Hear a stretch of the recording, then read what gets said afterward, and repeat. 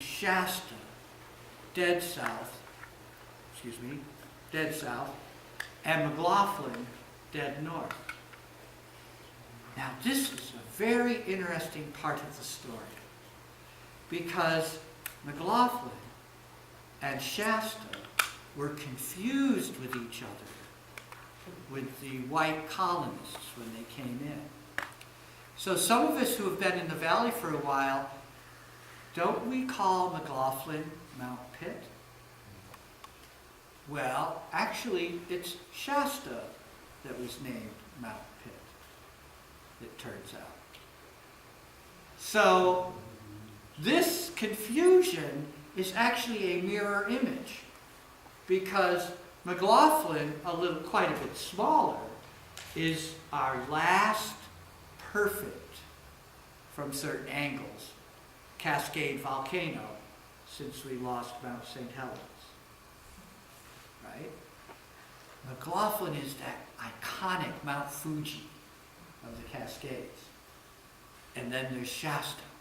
So there's this image thing that's very important. And I found these ceremonial mounds right where there's a really deep falls on the east of these mounds and 3 falls deep in the crack of Jenny Creek Canyon. There's an amazing group of pools deep in Jenny Creek Canyon. So this is big stuff. And by the way, we left the old PCT behind. We're on the new part now. We're on the around Mount Shasta loop that needs to be built yet.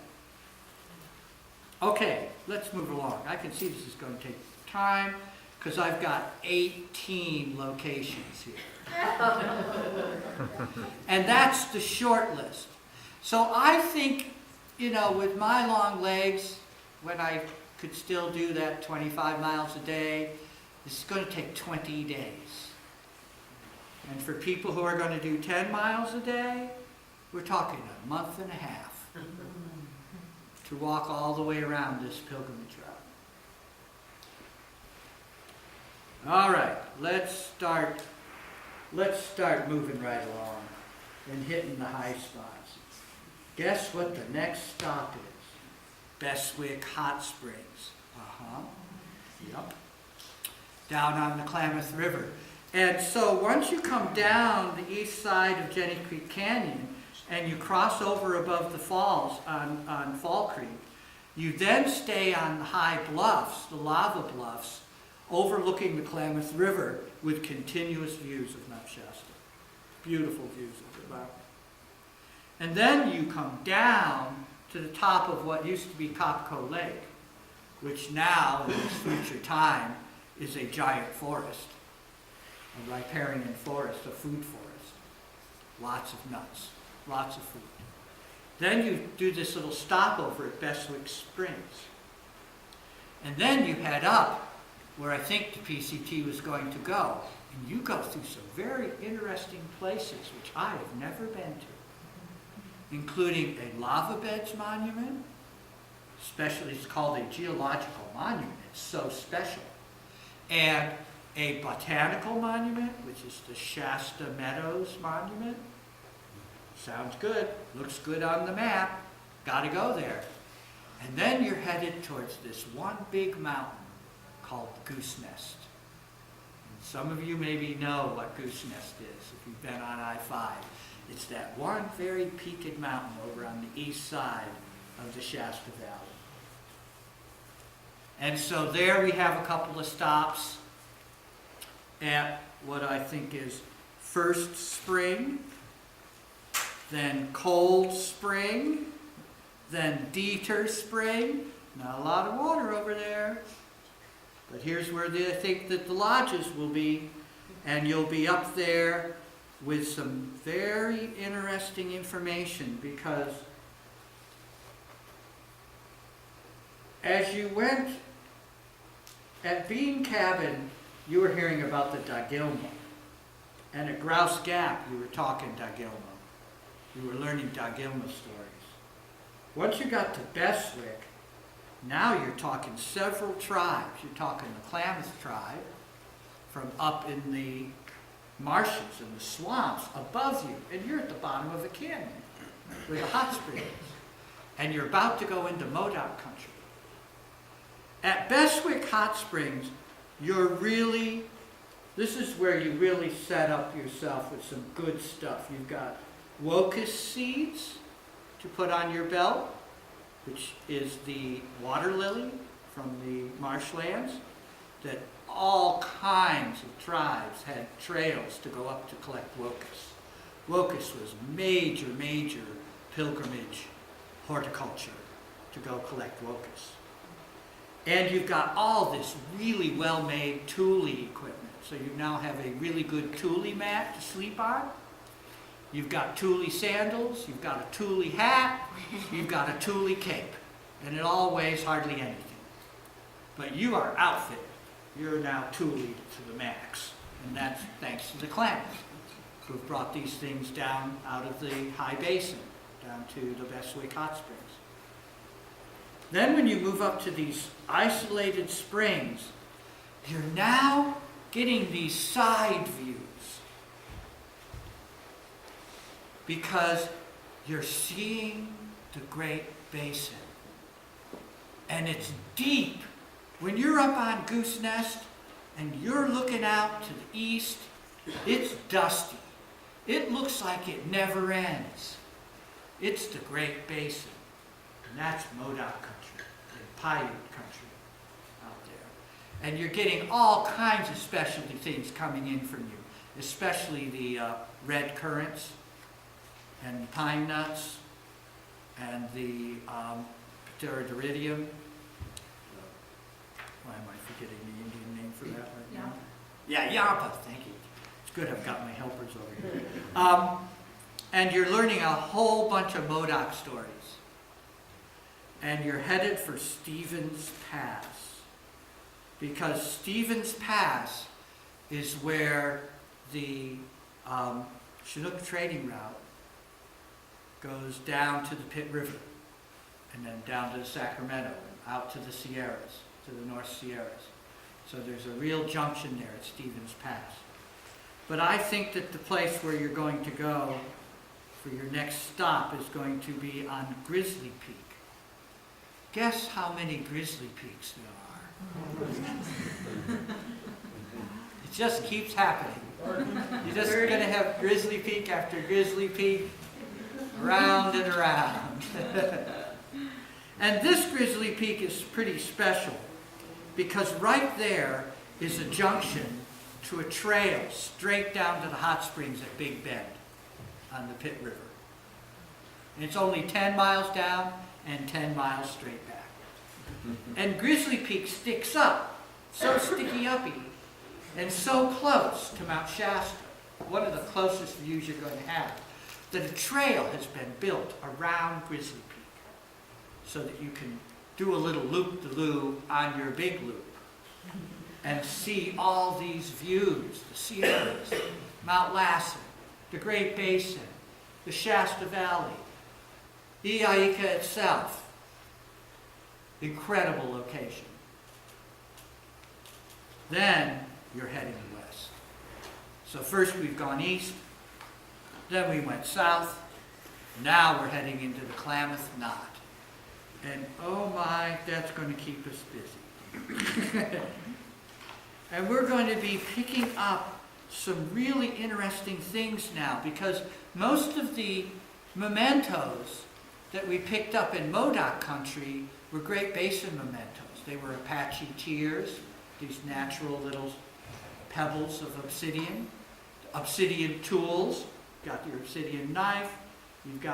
You're picked up the things you're going to need for the rest of the trip that come out of this volcanic landscape.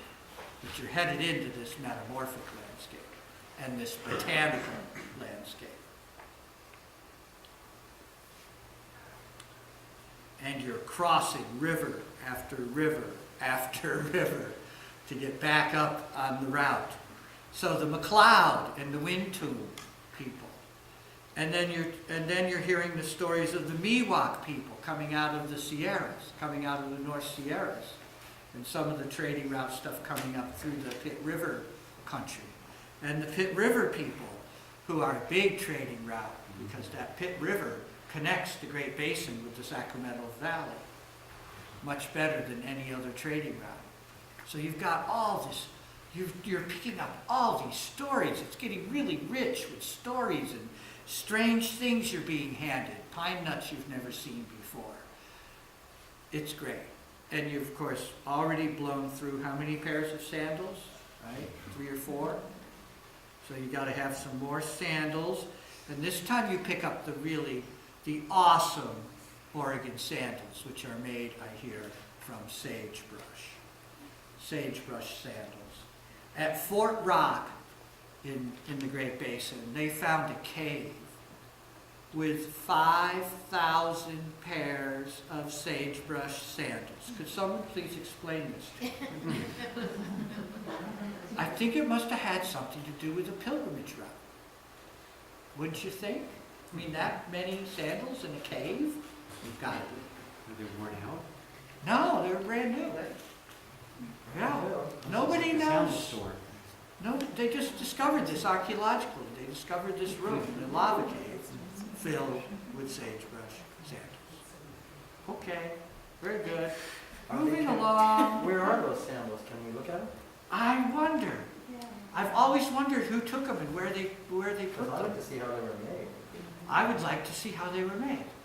Because they were known to be the stuff. The sagebrush sandals were known to be the bomber sandals, the really tough ones.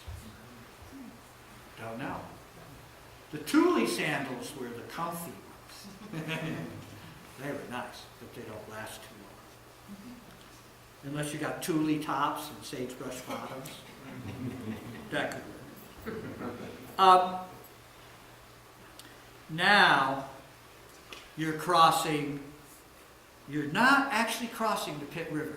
You come and you look down at it, and then you head over towards the Sacramento, and you end up at Castella, at Castle Craigs. That's where your route crosses the river. And one of the glories of Castella is that the lodge on the river there has this giant porch where Shasta is in your face.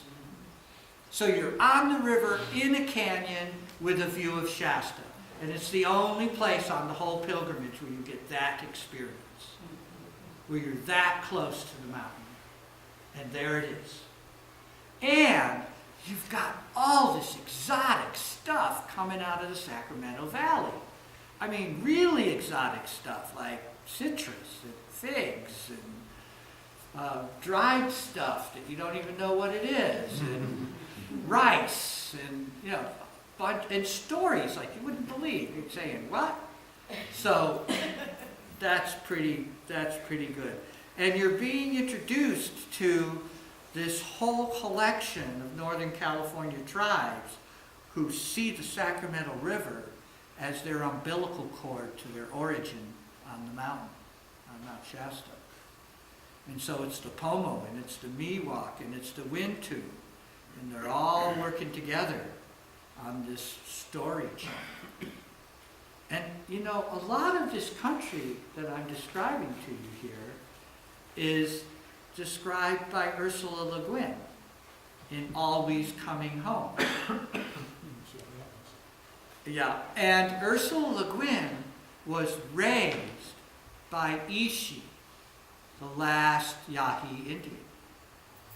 Her parents were Theodora and whatever his name, the Crobers.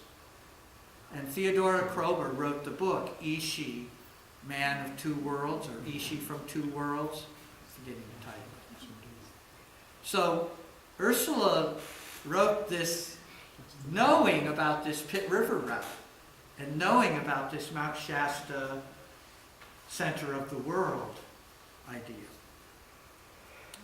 Okay. Polished granite beads. The one thing that you get at Castella is serious water power. So there's like industry at Castella. There's a lodge, there's water power, there's grinding going on, there's stuff being made because of trading route down into the California Valley, down into Sacramento. So a whole bunch of minerals and a whole bunch of stuff is going down to this like this work area at Castella, and besides, it's glorious. It's beautiful. And you get up there, you walk up into those pinnacles, you have all these opportunities. You might stay there for a couple of 3 days because there's all these views of Shasta by doing some serious rock climbing. Or doing a vigil on a ledge facing the mountain. The Castle Craigs are just fabulous that way.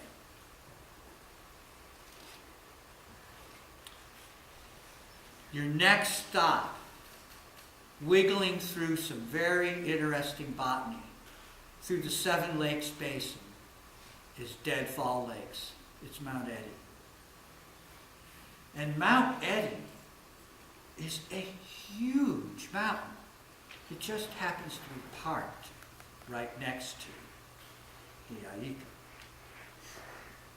So it takes getting close to Mount Eddy to realize how big a mountain that is.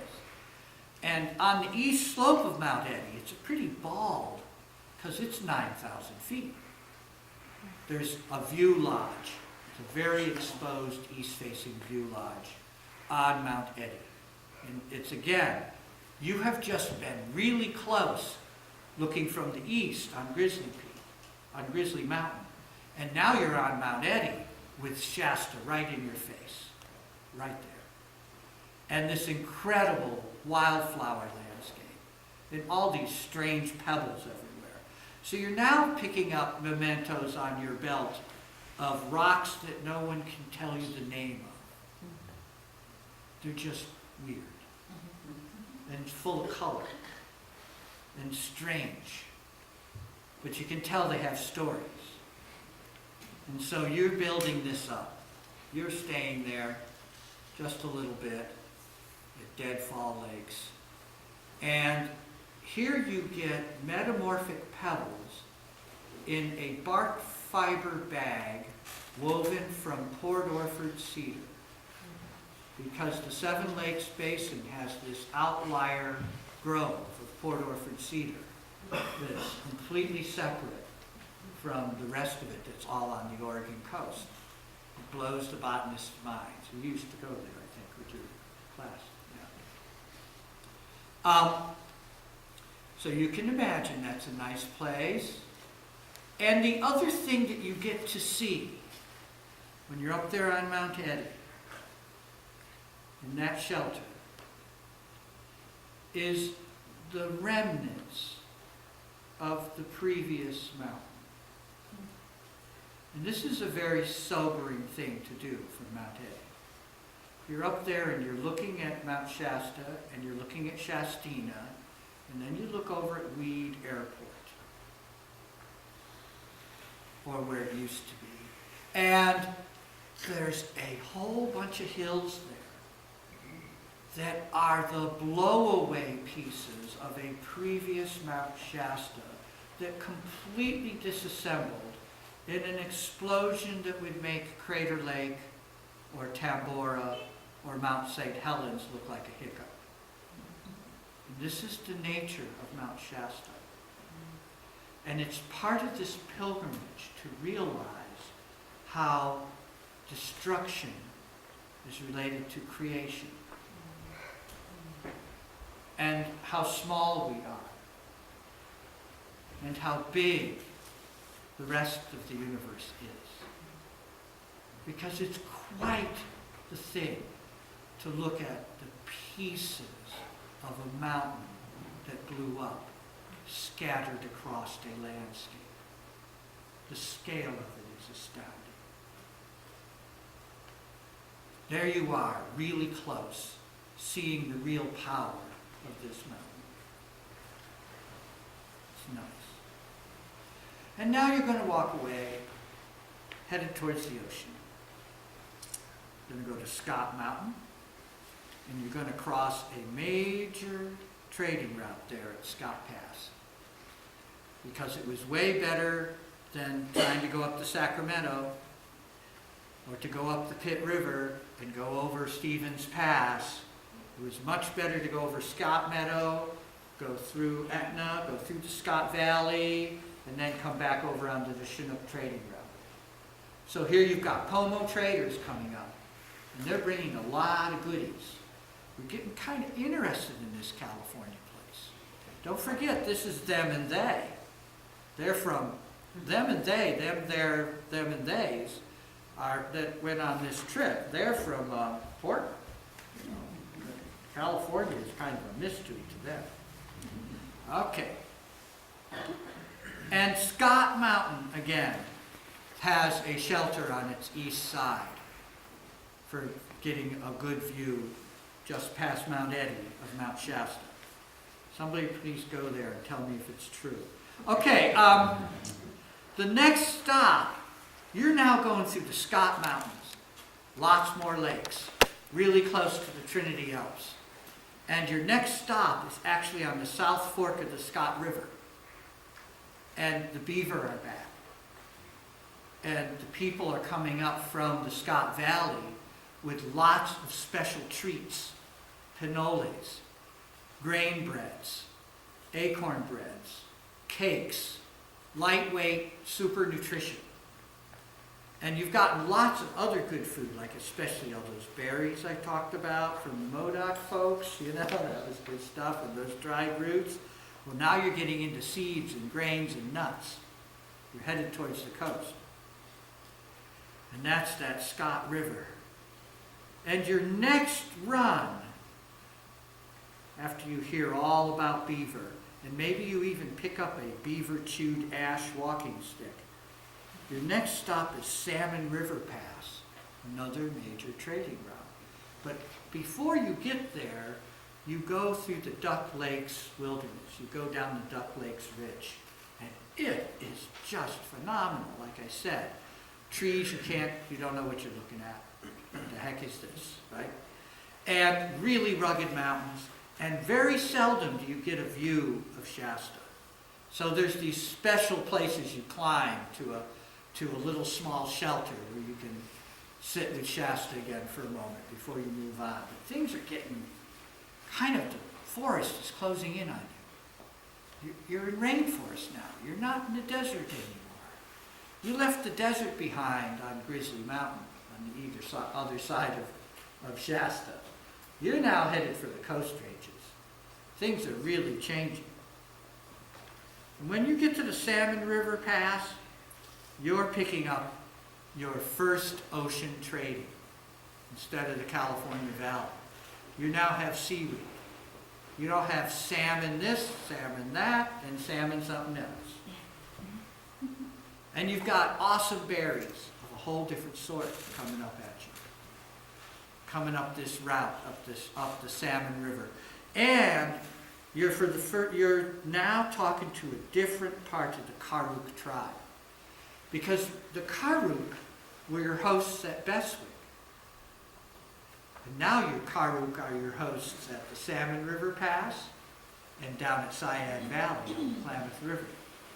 So you're learning a lot about the Karuk. And the Karuk are a very interesting tribe, and I want to really sing some praises out for their reorganization, because they are doing awesome stuff. And they are really strong, and they help you carry things straight up out of Cheyenne Valley to the Red Buttes. Okay, you're also hearing from the Hoopa, and you're getting your first strange acorns, the tan oaks, the live oaks. You're adding to your belt, but you're still walking. And there's a lot of other strange things that you're seeing here. Firs. There's so many lakes. You can't believe how many lakes there are. It seems to be forest and lakes and mountains. And that's what it is. Away you go. Then you get to Marble Mountain.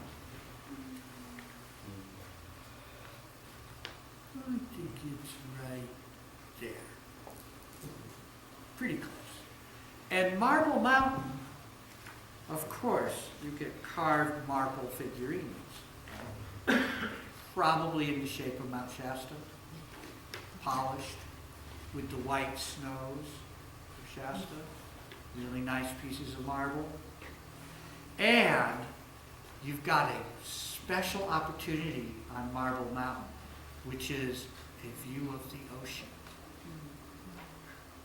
Would somebody please go there and tell me if that's true?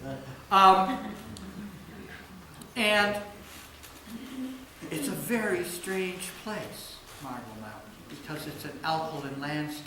It's the limestone, it's the marble, the plants are different. The meadows are huge, giant, continuous meadows full of wildflowers. And then you go down a very long trail to the Klamath River. I think it's Kelsey Creek. I got that right? Yeah, it's a long creek. I think so, yeah. And you go down this long, long valley. It's like a 15-mile valley walk all the way down to the Klamath River. Bang! And there you are at Syad Valley. And Syad Valley is completely tricked out. They've got massage, they've got spas, they've got all kinds of great food, apricots, walnuts, peaches, acorn products, myrtlewood discs and bowls, and jade. So you're picking up your greenstone. You're picking up a piece of greenstone that polished looks like a salmon skin with the greenstone, and you're picking up jade beads, 1 or 2 jade beads, really green jade. And you're down at the lowest point on the entire pilgrimage. You're right down there in the bottom of the Klamath River Canyon, and you're not going to be any lower because it's uphill from here. And so this is a special point. And you're also deep down in the geology. That's why you've got the jade. Because greens met ocean bottom volcanics uplifted into the Klamath Knot turned into greenstone. And greenstone is the pipestone for the West Coast. And you use the quartz crystals and powder to grind out the bowl and the stem hole. So probably, since you don't have that much further to go, only a few more days, you pick up a pipe bowl on the Klamath River. It's special. And you have a sweat lodge ceremony. Like I said, this is a big stop. The Syad Valley stop is big because you're connecting so many different landscapes and so many different materials. And you have just been walking for a month. So you've learned a lot. And you're now going to go up back into Oregon. And it is straight up.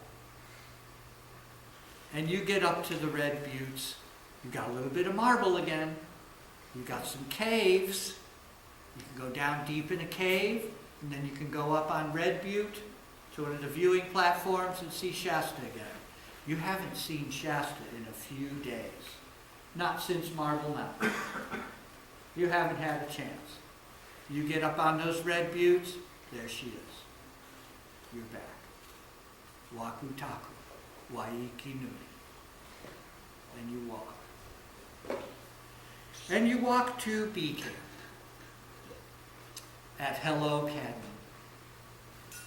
And you've got a great view, and you're on a metamorphic landscape, and you've got Pine Nut City, because you've got all kinds of different strange things growing there. But you especially pick up a bald cypress nutlet with a hole drilled through it for your belt. And maybe a bald cypress piece of wood, because it's really special and really rare. And it's a nice round ball. That bald cypress cone is a very interesting looking seed head. Very different. You're crossing your last trade route at Cook and Green Pass. It's a very small trading place, but it connects the Klamath River to the Applegate River, the Dagilma to the Karuk. So it's pretty interesting place with a lot of different things being traded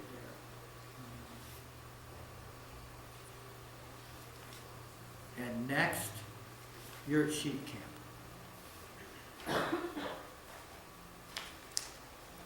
And you're probably pretty skinny. I bet your calves look really cool. And your feet have gotten so tough that you've just ditched the sandal bit.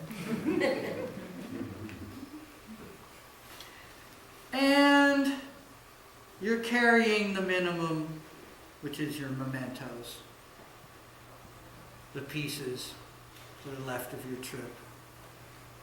There's not much that you carry into Sheep Spring Camp that you started with. Very little that you started with is still with you. You have been changed. Your kit has been changed. Your world has been changed. You've gone all the way around. You've learned so much. You've heard from so many different people. And you've seen a green world, an awesome world,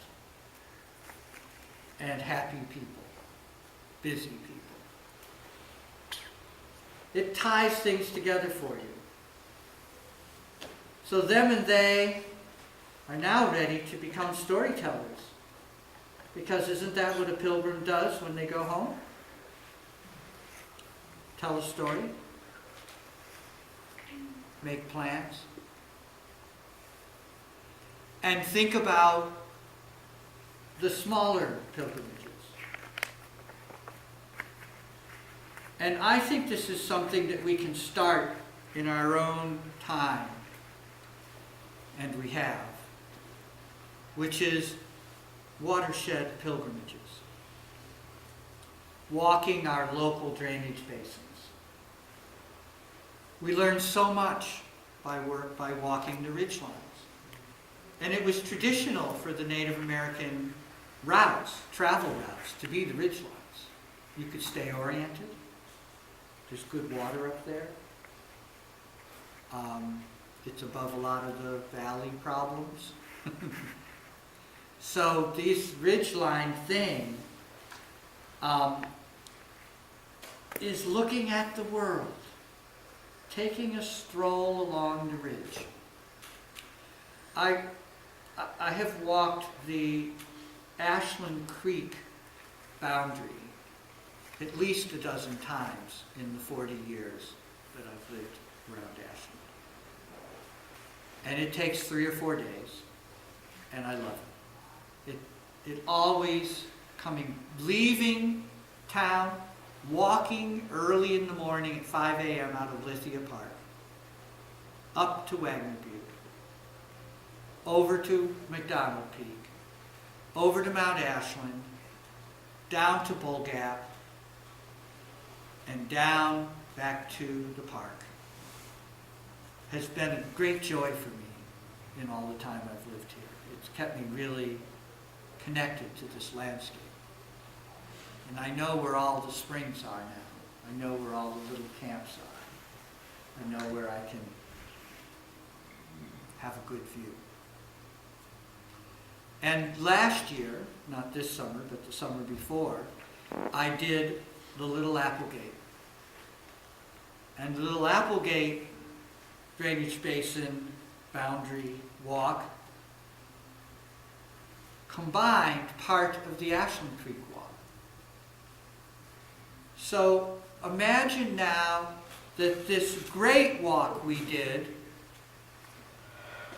on the Shasta route, around and never on top, is actually a necklace of smaller drainage basin walks. so that you could spend your whole life doing this loop-to-loop all the way around Mount Shasta. And in each of those cases, you would be visiting a lush landscape full of amazing things. We don't live long enough. This is where we all do live, however. Folks, check this out. It's astounding. And I think a lot of people, I know several people in this room who have been here for a long time, get trapped by this place. Not easy to make a living here, is it? What keeps us here? The views? The story? We haven't done all these walks yet?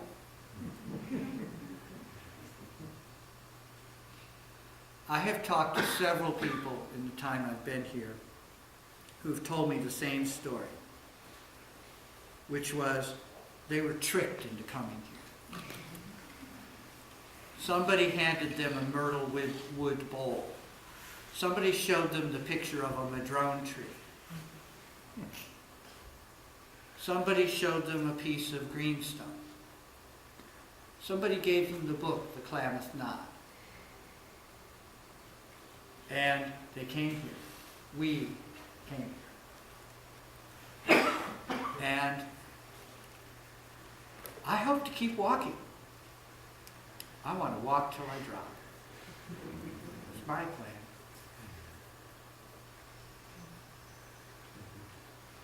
I hope you got a little view of this. One of the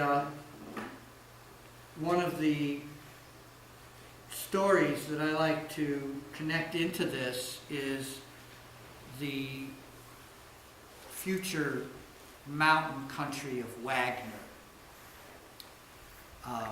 And that's where we're sitting in right now. This is I'm calling it the county, Wagner County at the moment. But it goes from the Green Springs across all this mountain range and into the Applegate. And the only thing that we need for connectivity when we give up petroleum, and I just listened today to Living on Earth, the radio show this morning, and the indigenous people of the world reported, and they all said, leave the fossils in the ground. Don't take any more of it out. Leave it there. So what we need is a steam-powered cog railway at Hobart Rock, at the Green Springs head wall. And we need a steam-powered cog railway at Wagner Gap, up out of Talent, up out of Wagner Creek, over Wagner Gap, and back down to the Little Applegate River. Otherwise, we can do the rest with bicycles. We're fine. Or walking, or whatever. Right? But so this is our future. Our future is to connect regions for trade, for knowledge, and for love, and to know where we are. Figure out what we're doing. Because here we are. Okay. I did it.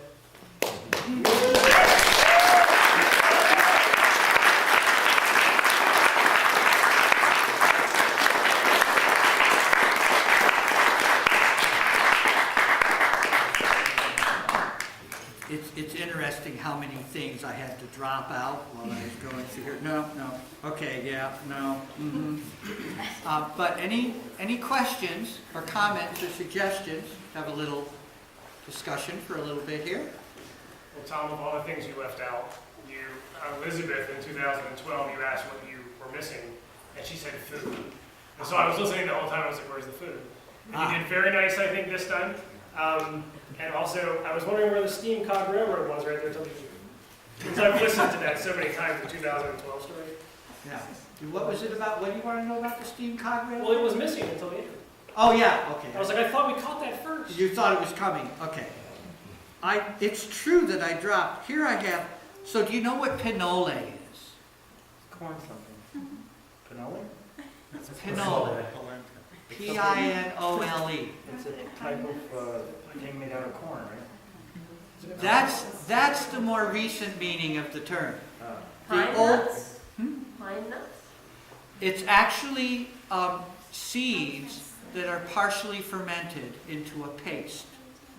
So chia seeds are most famously part of pinole. But this pinole mix, this seed mix of mustard seeds, mint seeds, some grass seeds, they were soaked and rinsed and swelled, and a tiny little bit of pinole could keep you going all day. People would run 100 miles on 2 tablespoons of pinole. This stuff was incredibly powerful nutrition. And we've lost the recipes. We don't know how to do this. So pinole is one of the things that was coming in for food. And then lomatium cakes, which are also fermented or aged. And lomatium is biscuit root. And it's both medicinal and nutritious. It really helps your immune system, but it's super nutritional. Toasted nuts. And that's why I brought this whole thing with berries, and this is from winter camp a few years ago. I'm actually going to eat these things one of these days, but it's such a good prop. And then you've got turkey tail mushrooms, superfood, good lightweight broth, right? So you see, I had it all down here. Chew roots. You're chewing roots all day while you're walking. You've always got something in your mouth. You're always chewing on something. It's just like sucking on a root as you're walking. So I've got different, I mentioned the seaweeds and stuff when you get closer to the coast. You got a question over here. Yes, Karen's got a question. Karen, Oh, I don't need to interrupt you just whenever you're done. I'm just mumbling. Okay, great.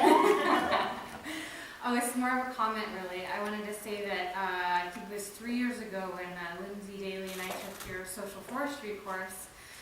You told a version of the story, although shorter, and it was after that story with when hearing the kind of a completeness of both a spiritual centeredness on the land and the interlocking lifeways of the hoops and the different cultures grounded in place in the Siskiyous, where it inspired us so much that it was after this talk, this story, that we looked at each other and we were like, well, let's just start creating it. Like, let's do it. Like, this is what we keep talking about forever.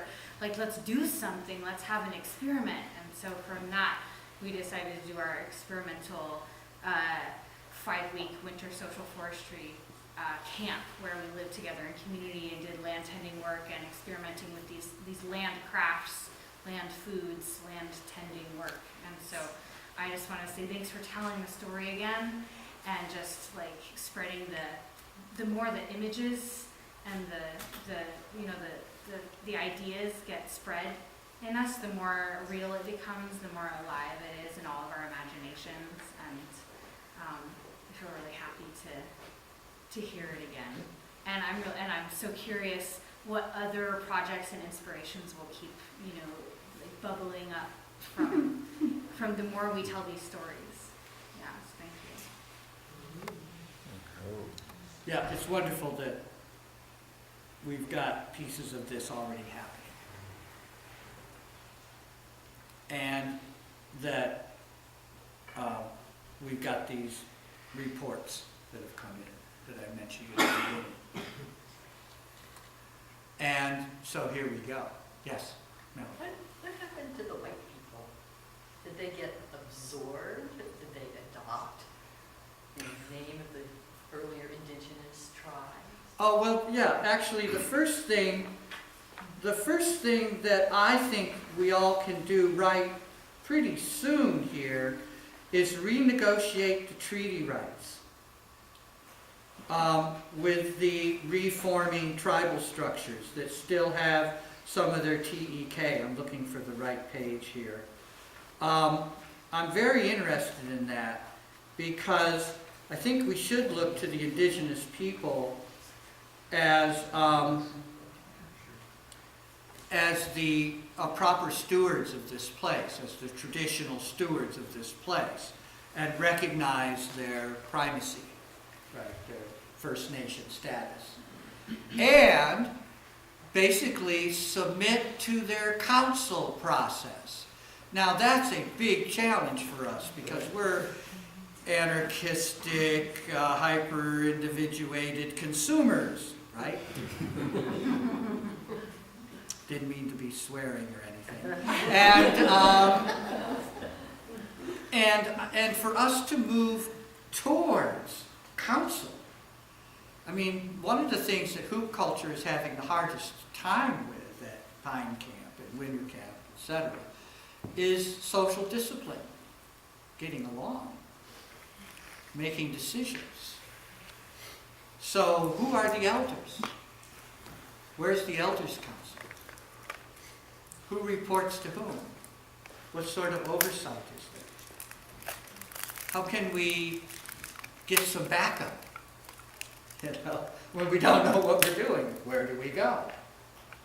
So these are all fascinating questions, and I'm working on those separately in my abundant imagination. But I can see there are things we can do right away. We already have watershed councils. We already have reestablished tribal peoples. We have organic, permaculture-inspired reinhabitation. We're on our way, actually, which is amazing. It's really, the whole story of Ecotopia is astounding. If you study history, what's unfolding here in the Pacific Northwest is historically new because it's syncretic, right? It's made up from scratch, from the pieces of many different cultures, which means it's horizontal. It's not somebody's plan, right? Okay, I know what to do. Now you all just have to follow. I'm going to tell you, I'm going to give you your orders, and we'll be fine. Yeah. We're doing something way more interesting than that. And it's strange how parallel our strivings are. Because there is a center to what we're doing. And it is Ianika. And that's going to help us. It's going to help us a lot to understand where the center of the world is and how everything else relates to it. And thus we take pilgrimages. I think the first pilgrimage we should all practice, besides watersheds, which are pretty hairy pilgrimages to do, are children's pilgrimages, just within Lithia Park. Always to the same tree, always to the same rock, this story, this season. Because this is the way I was raised in the Adirondacks. Now, we have a new breakthrough moment here. There are 4 people here from the Adirondacks, from my homeland. So we've got a piece of the culture I was raised in, the grounding of it. I hope. Okay, shall we clean up? We're good? I don't know what I'm doing next year. I'll tell you when I get there. All right, good night.